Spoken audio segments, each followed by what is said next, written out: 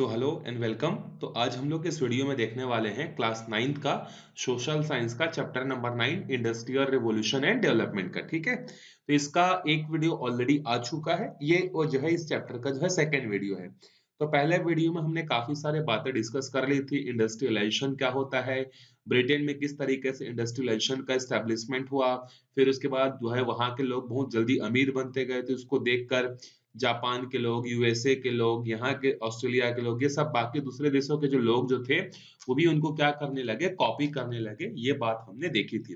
तो आज का हमारा जो टॉपिक है वो है the industrial revolution in Britain. Britain में किस तरीके से इंडस्ट्रियल रिवॉल्यूशन हुआ। हमने ये भी देखा था कि why in only Britain industrial revolution जो है सिर्फ और सिर्फ ब्रिटेन में क्यों हुआ था, ये भी हमने जो है डिस्कस जो है किया हुआ था। ठीक है, अब आगे बढ़ते हैं। देखो, the first factory in England were set up were established during the 1730 to 1740। Britain में जो है पहली जो फैक्ट्री जो स्टैब्लिश हुई थी वो 1730 से लेकर 1740 के बीच में, इस टाइम पीरियड में जो है हुआ था। But it was only towards the end of the 18th century that the number of factories began to increase rapidly. लेकिन इन फैक्ट्रीज का नंबर जो है काफी ज्यादा बढ़ना कब चालू हुआ, 18th सेंचुरी के लास्ट में, मतलब 1780, 1719, 1795, इस टाइम पीरियड में जो है नंबर ऑफ फैक्ट्रीज जो है काफी ज्यादा रेपिडली क्या होने लगे, ग्रो होने लगे।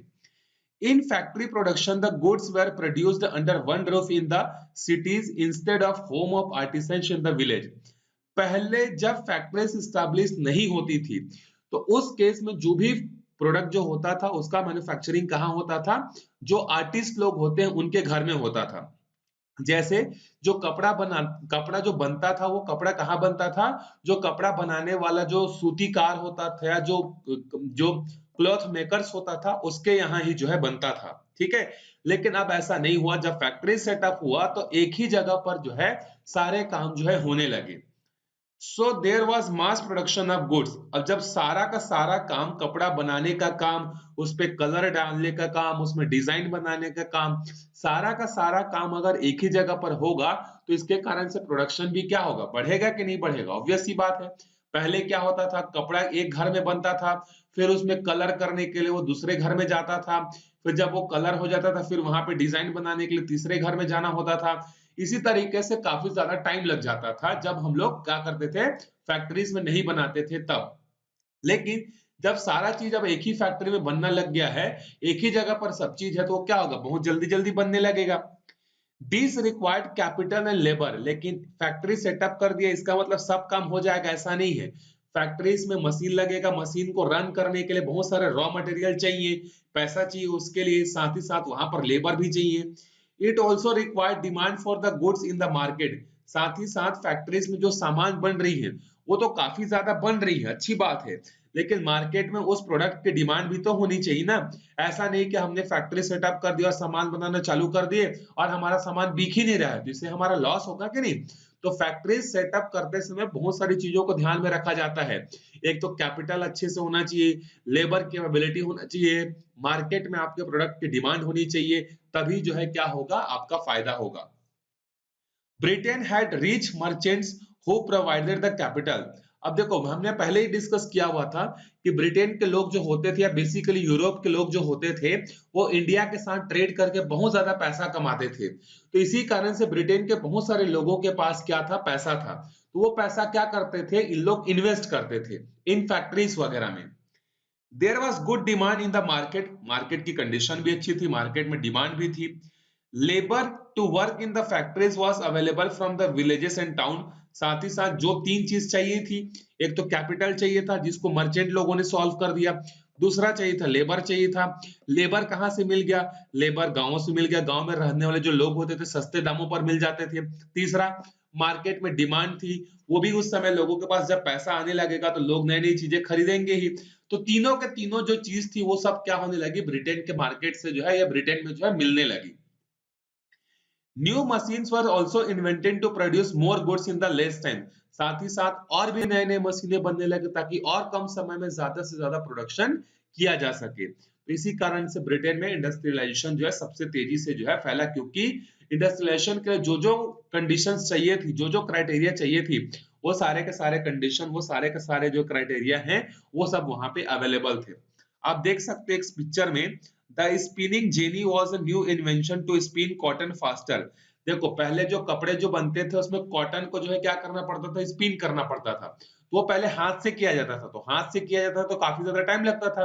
लेकिन अब देखो ये जो लेडी है वो क्या कर रही है, उस कॉटन का स्पिनिंग कर रही है बाय द मशीन। अब मशीन से करेंगे तो ऑब्वियस सी बात है, एक तो पावर भी कम लगेगा, ठीक है, एनर्जी भी कम लगेगा और जल्दी भी काम होगा। तो मशीन जो होते हैं वो हमारे काम को काफी ज्यादा इजी कर देते हैं।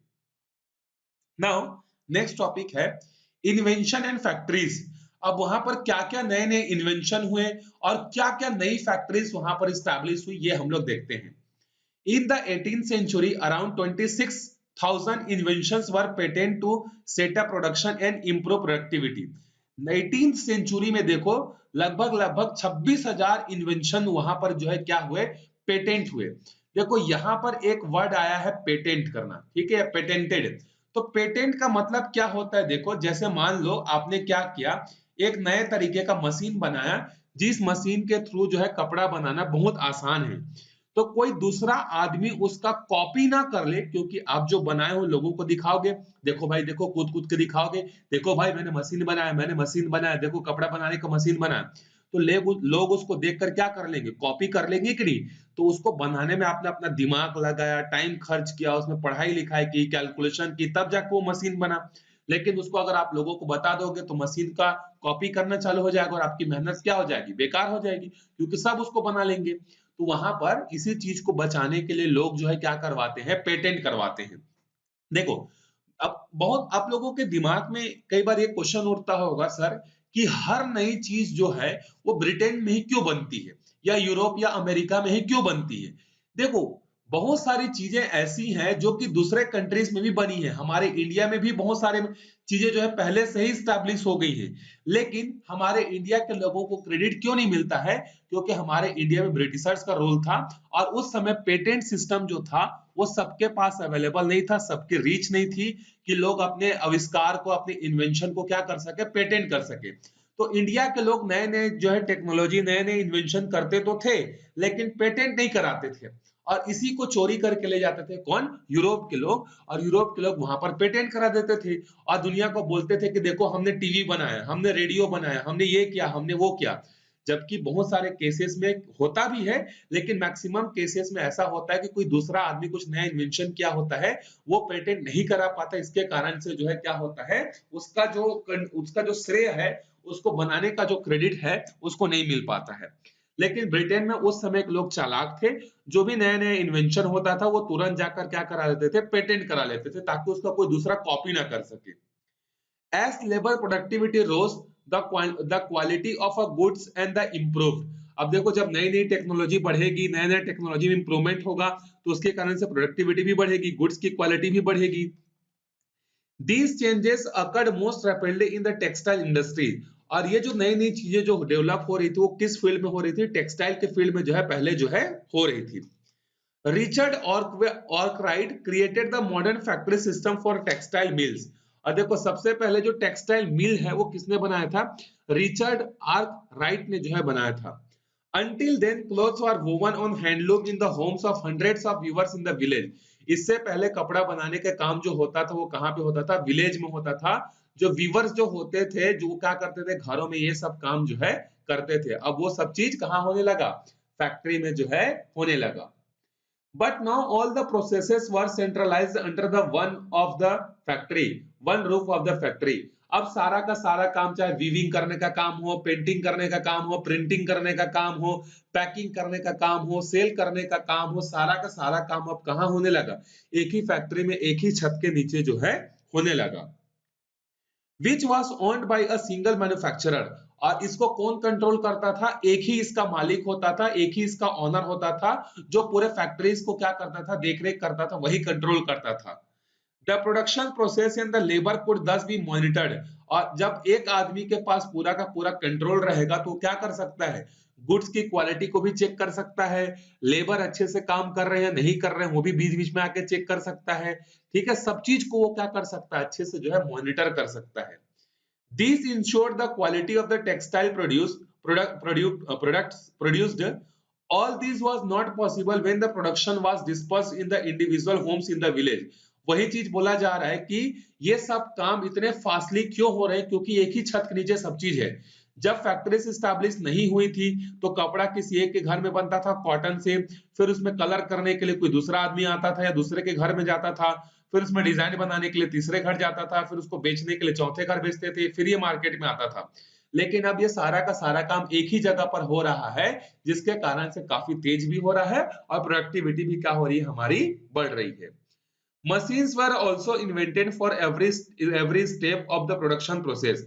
और उसके प्रोडक्शन प्रोसेस में जो जो भी स्टेप्स आते हैं वो सारा का सारा स्टेप्स अब कहाँ बनने लगा, मशीन में ही जो है सारा का सारा काम जो है होने लगा। चाहे वीविंग करने का काम हो, कलर डालने का काम हो या कोई भी काम हो, अब सारा का सारा काम कहाँ होने लगा, मशीन के थ्रू ही जो है सब चीज जो है होने लगा। ठीक है, चलो अब आगे देखते हैं आयरन एंड स्टील। अब यहां पर एक कुछ क्वेश्चन दिया उसको रीड कर लेते हैं। Have you visited any steel mill in your state? How is the production done in the mill? Find out and discuss in the class. अगर आप लोगों के घर के आसपास या आपके स्कूल के आसपास कोई प्रोडक्शन फैक्ट्री होगा तो आप वहां पर जाकर विजिट करके देख सकते हो कि किस तरीके से वहां पर जो है स्टील जो है मैन्युफैक्चर जो है की जाती है। ठीक है, चलो नेक्स्ट क्वेश्चन है why is good quality iron and steel required to establish a factory? अगर एक फैक्ट्री बनानी है तो एक फैक्ट्री बनाने के लिए अच्छे क्वालिटी का आयरन या स्टील क्यों चाहिए? देखो, अच्छे क्वालिटी का आयरन और स्टील इसलिए चाहिए ताकि हमारा जो फैक्ट्री जो बने वो क्या हो, काफी स्ट्रांग हो, उसमें अर्थक्वेक हो या रेनफॉल हो या कुछ भी हो, उसके कारण से उस पर कोई डैमेज जो है नहीं होना चाहिए। इसीलिए अच्छे क्वालिटी का हमें क्या चाहिए, स्टील जो है चाहिए। अगर हमने खराब क्वालिटी का स्टील से हमने क्या किया, एक फैक्ट्री बना लिया और पता चला कि 2 साल बाद बरसात के कारण, गर्मी के कारण, ठंडी के कारण उस पर रस्टिंग हो गई, रस्टिंग के कारण वो टूट गया, तो कोई मतलब का नहीं है। तो फैक्ट्री में काफी लोग भी रहते हैं, उनके लाइफ की भी सवाल है और काफी लंबे समय तक फैक्ट्री को चलाना होता है, इसलिए अच्छे क्वालिटी के बने हुए मटेरियल चाहिए। और अच्छे क्वालिटी के मटेरियल चाहिए उसके लिए हमें पहले क्या करना पड़ेगा, अच्छे क्वालिटी का आयरन और स्टील जो है चाहिए रहेगा। What are the differences between the wood charcoal and coal? इसको हम लोग आगे के जो है चैप्टर जब पैराग्राफ पढ़ते जाएंगे तो वहां पर देखेंगे कि चारकोल और कोल में जो है क्या डिफरेंस जो है होता है, क्या चारकोल और कोल एक जैसे होती है, दोनों में जो है कुछ डिफरेंस होता है, ये हम लोग अगले में जो है मतलब थोड़ी देर बाद जो है हम लोग डिस्कस करेंगे। चलो, there were many problems in making the machines indeed in the factory. The machine had to produce goods on the mass scale, so they had to made of strong and durable steel. देखो, उसका एक और answer मिल गया आपको, good quality के steel क्यों चाहिए, क्योंकि फैक्ट्री में हम क्या करते हैं, काफी ज्यादा हैवी वर्क करते हैं। तो हैवी वर्क अगर करते हैं तो मशीन कैसा होना चाहिए, मशीन लॉन्ग लास्टिंग होना चाहिए और क्या होना चाहिए, स्ट्रॉन्ग होना चाहिए। तो कोई भी मशीन अच्छा कब होगा, जब अच्छे क्वालिटी का स्टील यूज होगा। तो इसका एक और आंसर आप ये भी दे सकते हो। Fortunately, England had rich resources of coal and iron ore, which were needed to produce the steel to build machine.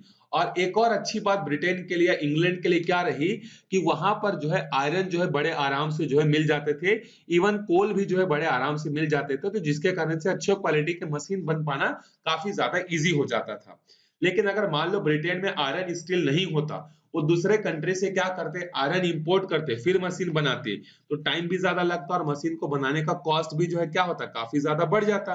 तो इसी चीज को यहाँ पर जो है वो क्या कर पाए, रिड्यूस कर पाए, क्योंकि उनके यहाँ कोयला, उनके यहाँ स्टील जो है अच्छे क्वालिटी का जो है मिल जाता था। In addition, other metal used by the industries such as lead, copper, tin were also available in the plenty. इसके अलावा ब्रिटेन में सिर्फ आयरन ही अवेलेबल नहीं था, इसके अलावा वहां पर लेड भी अवेलेबल था, कॉपर भी अवेलेबल था, टीन भी अवेलेबल था, जिसके थ्रू मशीन के पार्ट्स बनाए जाते हैं या कंपोनेंट बनाए जाते हैं। तो ब्रिटेन एक तरीके से वहां पर एजुकेटेड लोग भी थे, बहुत सारे पावरफुल मर्चेंट लोग भी थे, वेल्दी लोग भी थे जो कि फैक्ट्रीज पर पैसा इन्वेस्ट करने के लिए हमेशा रेडी होते थे। साथ ही साथ ब्रिटेन बहुत अच्छा किस्मत लेकर दुनिया में आया था, क्यों, क्योंकि वहां पर आयरन मिल जाता था, कोयला मिल जाता था, लेड मिल जाता था, सारे के सारे रॉ मटेरियल जो कि मशीन बनाने के लिए जो भी चीज चाहिए होता था वो हमें वहां पर मिल जाता था। ठीक है, तो इस अब ब्रिटेन के पास इतनी सारी फैसिलिटीज होने के बाद भी वहां पर कुछ प्रॉब्लम आने चालू हो गए थे। वो प्रॉब्लम क्या थे देखो। But until the 18th century England did not produce good quality steel to build machine.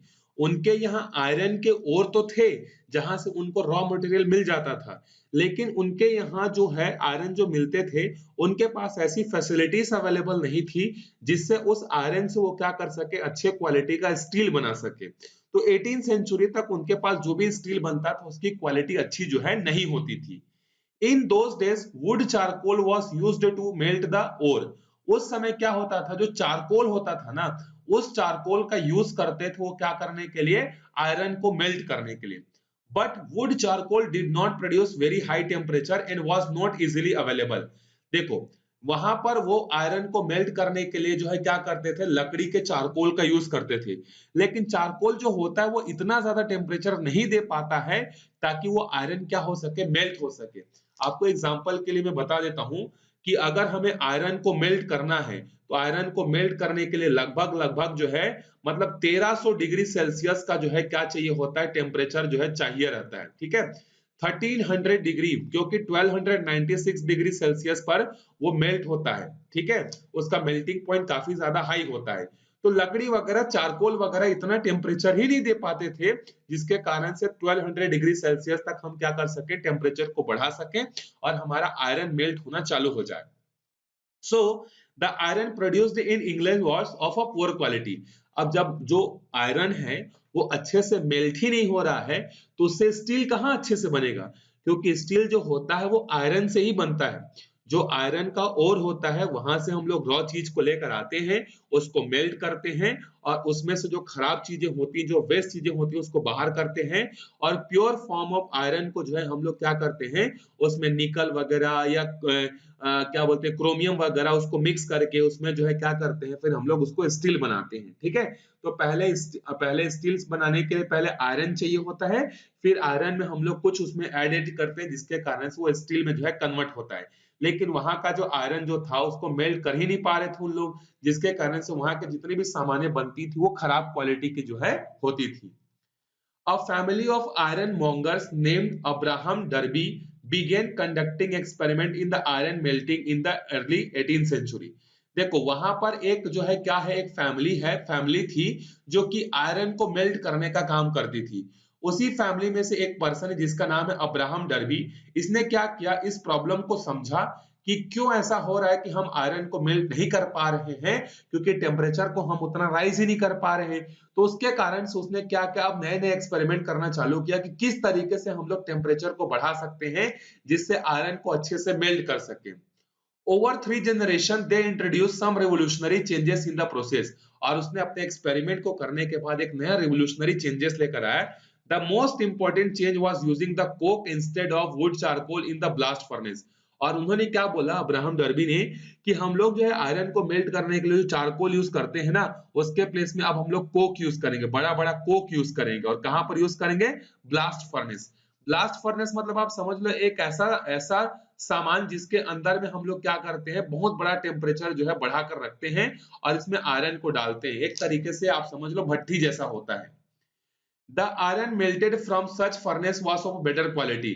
और इस ब्लास्ट फर्नेस से निकलने वाला जो आयरन होता था वो अच्छे क्वालिटी का होता था। It could be used to produce long casting that made it easier to manufacture many kind of iron good cheaply. और इसी कारण से हम लोग क्या कर सकते थे, बहुत अच्छे क्वालिटी का जो है आयरन बनाने में अब कैपेबल जो है हो गए, हम नहीं ब्रिटिशर्स लोग हो गए।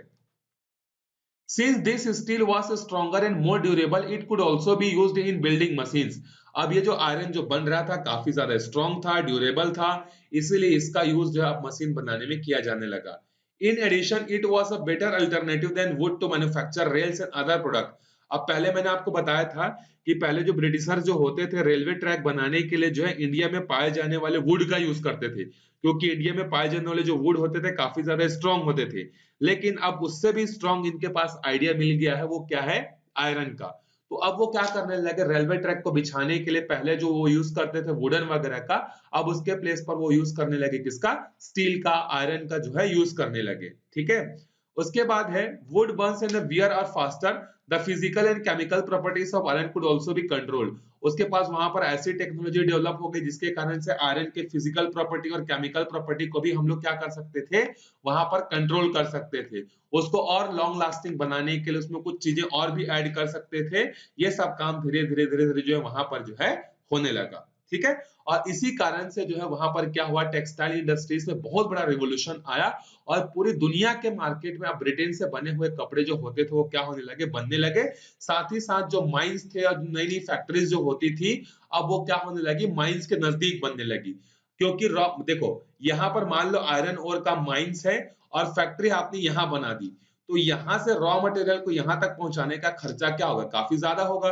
तो जब वहां पर उन्होंने अच्छे क्वालिटी का स्टील बनाना सीख लिया तो उन्होंने क्या किया, जिस जगह पर माइन है उसी के आसपास जो है अब वो फैक्ट्री स्टैब्लिश करने लगे ताकि ट्रांसपोर्टेशन कॉस्ट को वो क्या कर सके, कम कर सके। यही है ब्रिटेन में इंडस्ट्रियल रिवॉल्यूशन के रीजन। अब हम लोग इसको और डिटेल में देखेंगे कि कौन से और ऐसे 2 फैक्टर्स या 3 फैक्टर्स थे जिसके कारण से ब्रिटेन में इंडस्ट्रियल रिवॉल्यूशन इतना ज्यादा सक्सेसफुल रहा। तो मिलते हैं अगले वीडियो में, तब तक अच्छे से पढ़ते रहिए।